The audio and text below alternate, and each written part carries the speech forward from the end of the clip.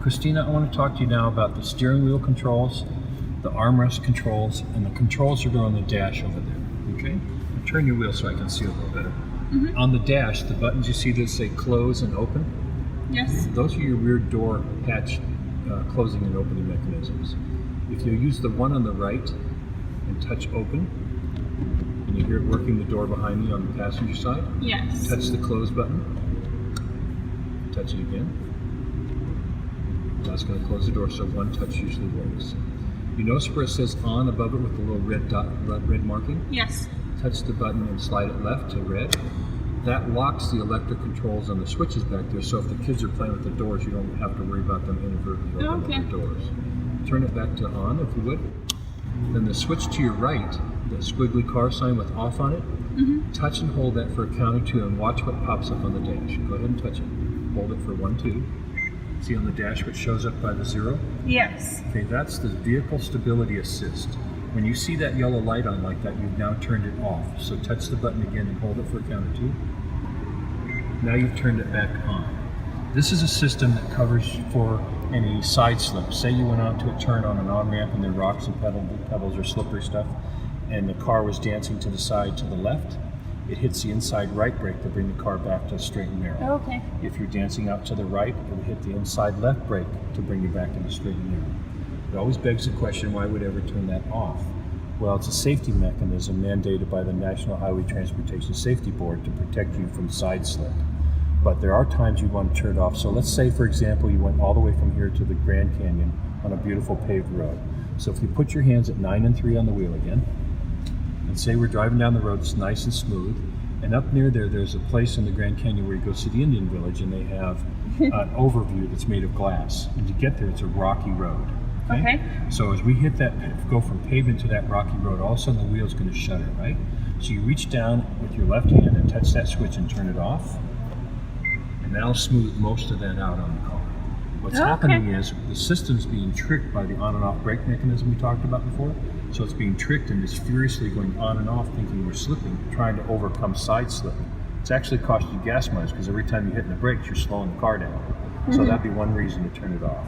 Another reason, if you're very adept at driving in snow, for instance, there are times when you want to make the tail slip a little bit as you go around a turn. So you want to turn that off so you have control over that mechanism. Otherwise, it'll stay on. So let's assume, again, we went to the Indian Village, you got out and you turned that off, and you got back in the car and turned the car back on, it will automatically be back on. It cannot be left off. It's a mandated safety device that can't be turned off totally. So if you reach down and turn that off, please. Actually, you turned it back on. Oh. That's good. That's good. So see the light go out?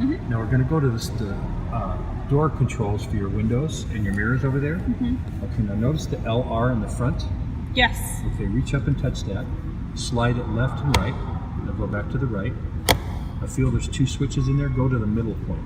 Yes. Now left and right are off. It's in the middle, so you can't inadvertently change the mirrors. If you turn it to the left and then use the flag button there, the next round one, and that's like a joystick. You can change the mirrors. Go ahead and touch it. See how it changes your mirrors? And notice the line in that mirror on the left out there? Yes. That line in that mirror is not a crack. That's a line where the outside edges of that mirror are oblique a little bit to give a wider view out to the side. It's sort of like the old bubble mirrors that truckers used to put on their mirrors to get a wider view. Okay. So now you can adjust that mirror left and right with the little flag mechanism. Okay. Now slip it to the right. Now you can adjust your right side mirror over here on my side. So if you notice on this mirror, objects are closer than they appear. And on the bottom, here's where your rear view camera is, in case we didn't point that out enough for you, okay? All right, so there's the 2 mirrors. Now the switch is coming back on the armrest there. The first one that looks like locks. Okay, push the lock button forward, and that'll lock the car. Push it backwards, and that unlocks the car. The button next to it, touch it one time. See how it glows yellow? That means that this mechanism is now on. What it does is lock out the window switches for the rest of the car. So if the kids are playing with the windows up and down, you can lock them out from doing so. If you'll touch that again and turn it back to live, now if you'll notice I can control my window over here. Now the next switches back that say auto on them. Those are one-touch auto buttons. Use the one on the right if you would, please. Push it down firmly one time and let go. You know, pull it up firmly one time in the L. So they're automated that way. You can Okay. modulate those by pushing them less firmly to raise and lower the windows. You try that out. Oh, okay, I see. Now the switches behind that are the window switches for the back windows. They're they're going to work just like a normal window. You either push them down or push them up. They're going to work like that. Okay. Okay. Now we're going to come up to the steering wheel controls next. So remember our 9 and 3 position, if you would, please. If Yes. you put your hands at 9 and 3 on the wheel, 9 and 3, down a little bit. No, on my clock, 9 and 3 is here and there. Okay. So now these Box and positions Ukraine allow. are different. The Ukraine, they're different. Okay. All I'm right. joking. Well, let's start with 12 and 6. Okay, let's get past that. So here, this would be your right wheel and tire, and notice where your thumbs drop into a little comfortable notch right Yes. there. And then this thumb could wave to the controls for cruise control. Mm-hmm. On the left side over there, your left hand, that can wave to the controls for volume, channel change, and mode. Okay. All right. And then if you'll slip your left hand down to the 8 o'clock position, your other left hand, that one there, take that down. There we go. Now reach out with your thumb and see the switches there. Yes. Feel the middle one. Feel the little dimples in the middle.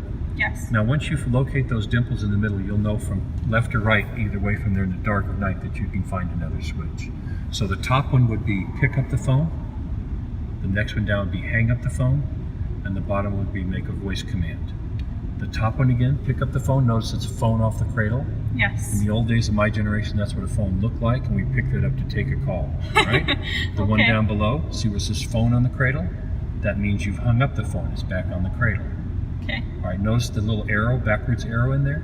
Yes. That's your backup button, and you're going to see the same thing on the dash over here. So you can learn to drive the car in such a way that you can keep your hands on the wheel and do most everything. And the term for this is ergonomics. If you put your hands at 9 and 3 on the wheel, ergonomically you can do anything you want in the car within reach of your arm. You see how it stretches out? So you can get to all these things.